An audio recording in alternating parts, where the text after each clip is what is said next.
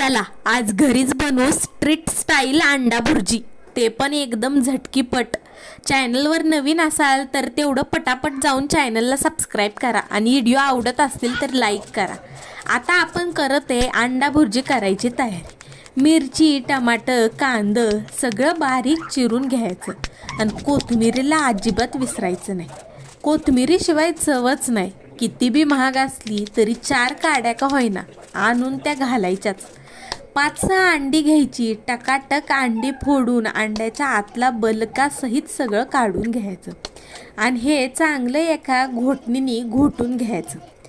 मग काय हे ठेवा बाजूला। तयारी जी केली का नाही ती घ्या आणि कढईमध्ये तेल वता। तेलामध्ये आपली नेहमीची जिरा मोहरीची फोडणी टाका। त्याच्यानंतर मिरचीचा तडका द्या। मग कांदा टाकून द्या। कांदा चांगला आलटी पलटी करून लाल बुंद होस्तोपर्यंत भाजून घ्यायचा आणि मग टमाटर घालायचं। टमाटर घातलं नाही तरी बी चालेल, आवड तुमची। आलं लसणाची पेस्ट मोठा चमचाभर घाला। मग हळद, लाल तिखट, गरम मसाला, महत्त्वाचं म्हणजे पावभाजी मसाला आणि मग मीठ हे समजा घालून चांगलं परतून घ्या आणि मग कोथिंबीर घाला। कोथिंबीरीचा फोडणीत चांगला वास सुटतोय। मग फेटलेली अंडी ह्याच्यामध्ये पालटी करा आणि चांगलं टकाटक हलवून घ्या।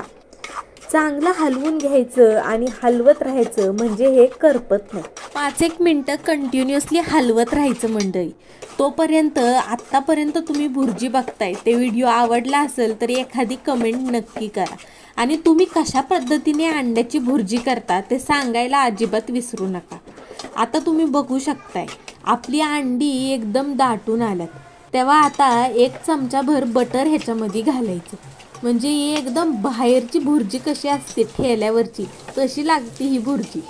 भुर्जी तयार आहे। कोथिंबीर टाका आणि मस्तपैकी भुर्जी पावा संग, भाकरी संग, रोटी संग, नान संग खायला घ्या।